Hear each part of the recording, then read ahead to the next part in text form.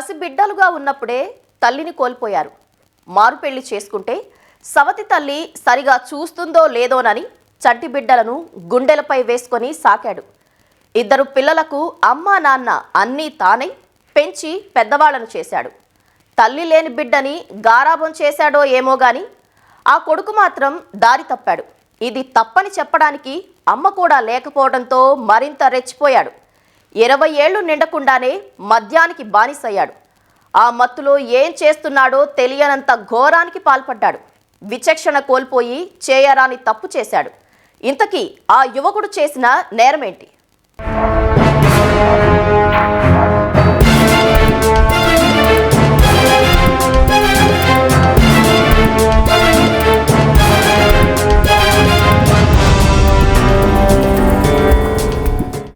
చిన్న చిన్న విషయాలకే చిరాకు పడటం, కాస్త గట్టిగా మందలిస్తే చాలు అలగడం లేదా ఇంట్లో వాళ్లపై అరవడం ఈ కాలం పిల్లలకు అలవాటుగా మారింది. ఇది తప్పమ్మా అని చెప్పడమే తప్పైపోతోంది.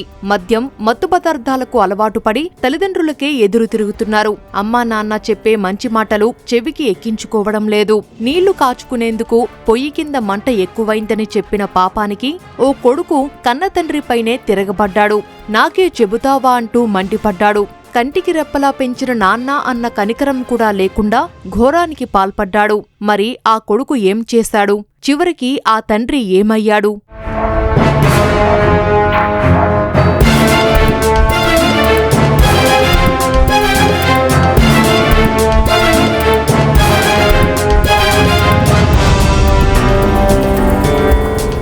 కృష్ణా జిల్లా పామర్రు మండలం కొండిపర్రుకు చెందిన సురేష్ దంపతులకు ఇద్దరు బిడ్డలు. కుమారుడికి 3 ఏళ్ల వయసు ఉన్నప్పుడే తల్లి చనిపోయింది. చంటి బిడ్డలను పెంచలేవని, మరో పెళ్లి చేసుకోవాలని బంధువులందరూ చెప్పినా సవతి తల్లి తన బిడ్డలను సరిగా చూసుకోలేదన్న భయంతో తానే అమ్మగా మారి ఇద్దరు పిల్లలను పెంచి పెద్ద చేశాడు. కష్టపడి ఇద్దరు బిడ్డలను పోషిస్తున్నాడు. చేతికి అందివచ్చిన కుమారుడు మహేష్ తండ్రికి ఆసరాగా నిలవాల్సింది పోయి చెడు వ్యసనాలకు బానిసగా మారాడు. మద్యానికి అలవాటు పడి జల్సాలు చేయడం మొదలుపెట్టాడు.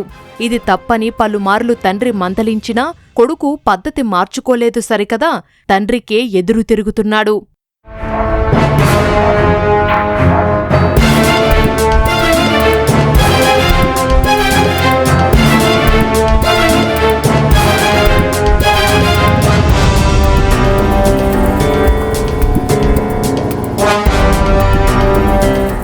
మద్యం తాగి ఇంటికి వచ్చిన కుమారుడు స్నానం చేయడానికి వేడి నీళ్లు కాచుకుంటున్నాడు.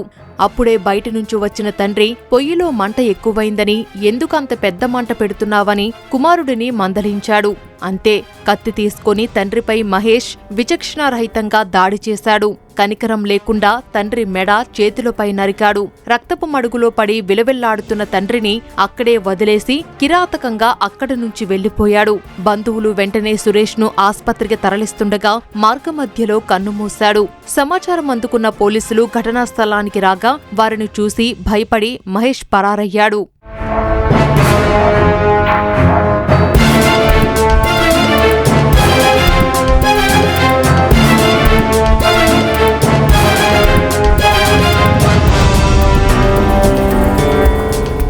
తండ్రి వేడి నీళ్లు కాస్తున్న కొడుకుని మంట ఎక్కువ పెట్టద్దు అని మందలించినందుకే అతను తండ్రిపై కత్తితో దాడి చేయడం జరిగింది. తండ్రి రక్తపడుగులు వదిలేసి అతను పరారులో ఉండడం జరిగింది. అయితే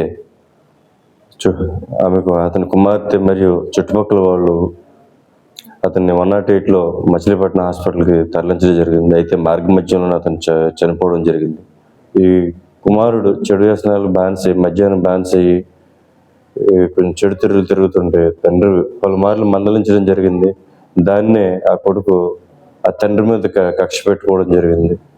గత 3 రోజుల క్రితం కూడా తాగొచ్చి ఇంటి దగ్గర కొంచెం అల్లరిగా ఉన్నాడని చెప్పి తండ్రి మందలిస్తే ఆ రోజు కూడా అతన్ని సుత్తి పట్టుకుని వెంటాడడం జరిగింది. నేను చంపేస్తాను అని చెప్పి. అయితే అదృష్టవశాత్తు మృతుడి తల్లి ఆ సుత్తులాకోవడం దాసేయడం జరిగింది.